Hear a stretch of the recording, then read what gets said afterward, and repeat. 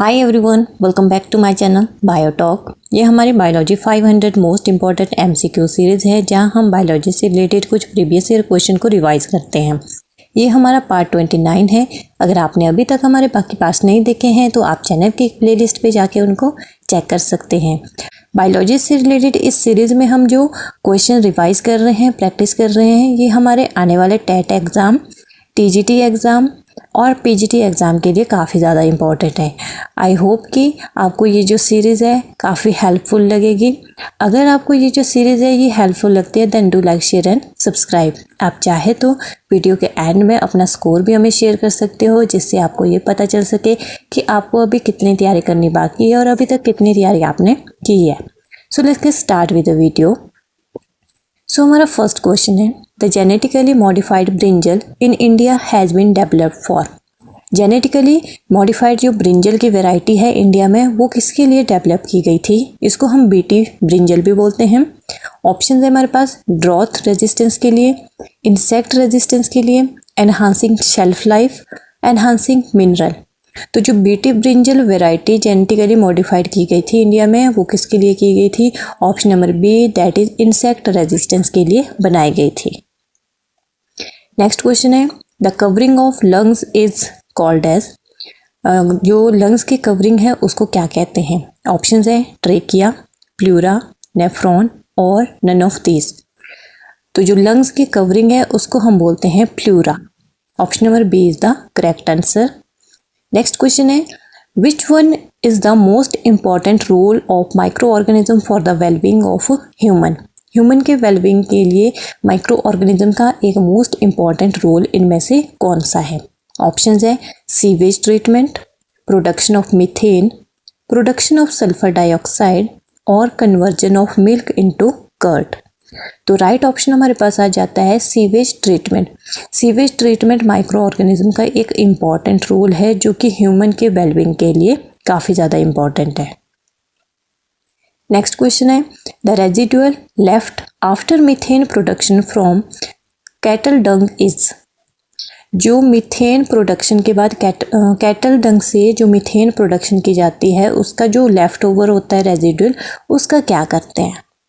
Options है burnt, उसको जला देते हैं, बरीड इन लैंडफिल या उसको जो है मिट्टी में दबा देते हैं, यूज्ड एज मैन्योर, खाद के रूप में यूज़ करते हैं, यूज्ड इन सिविल कंस्ट्रक्शन या सिविल कंस्ट्रक्शन के लिए यूज़ करते हैं। तो राइट ऑप्शन हमारे पास है option number C, that is used as manure. इसको खाद के रूप में यूज़ किया जाता है। नेक्स्ट क्वेश्चन है, the quantity of blood in human body is. Human body में ब्लड की क्वांटिटी कितनी है?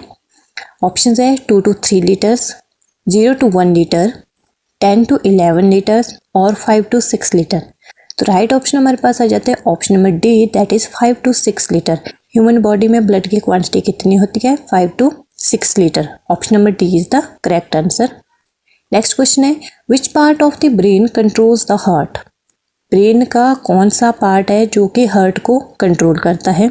ऑप्शन है spinal cord, medulla oblongata, neuron और नन ऑफ दीज। तो राइट ऑप्शन हमारे पास आ जाता है medulla oblongata. Option number B. Medulla oblongata क्या है? ब्रेन का एक पार्ट है जो कि हार्ट को कंट्रोल करता है। नेक्स्ट क्वेश्चन है, child with blood group O has B group father and A group mother. The father and mother have a genotype of. यहाँ पे एक चाइल्ड है जिसका कि ब्लड ग्रुप ओ है, उसके जो फादर है उसका ब्लड ग्रुप बी है और मदर का ब्लड ग्रुप ए है। तो हमने यहाँ पे बताना है कि जो फादर और मदर है उनके पॉसिबल जो जीनोटाइप है वो इनमें से कौन से है?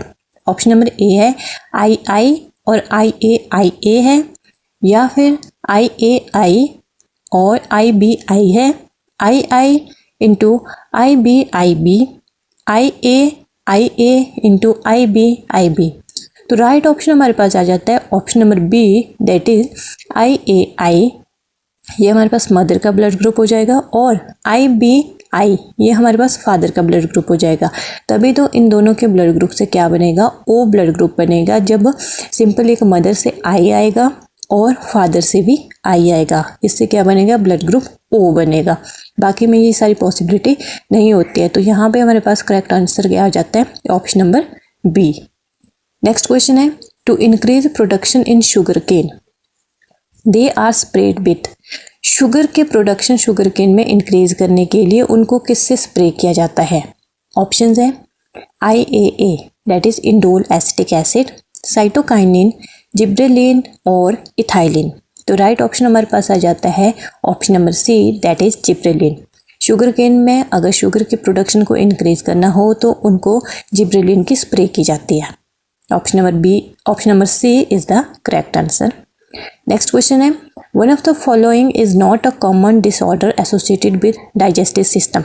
इनमें से कौन सा ऐसा एक डिसऑर्डर है जो कि डाइजेस्टिव सिस्टम से एसोसिएटेड नहीं है? ऑप्शंस है टेटनस, डायरिया, जॉन्डिस और डाइसेंट्री। तो तीन जो ऑप्शन है दैट इज डायरिया, जॉन्डिस और डाइसेंट्री, ये डायरेक्टली हमारे डाइजेस्टिव सिस्टम से रिलेटेड है। जो डाइजेस्टिव सिस्टम से रिलेटेड नहीं है वो क्या है? टेटनस। राइट ऑप्शन हमारे पास आ जाता है option number A that is tetanus. Next question है, asexual reproduction takes place through budding in. Budding के थ्रू एसेक्सुअल रिप्रोडक्शन किस में होती है? ऑप्शंस है अमीबा, यीस्ट, प्लाज्मोडियम और मॉस्किटो। तो राइट ऑप्शन आ जाता है हमारे पास option number B that is yeast. Yeast में एसेक्सुअल रिप्रोडक्शन बडिंग के थ्रू होती है। So I hope the video is useful to you. Thank you so much for watching the video and don't forget to like, share and subscribe the channel. Thank you so much.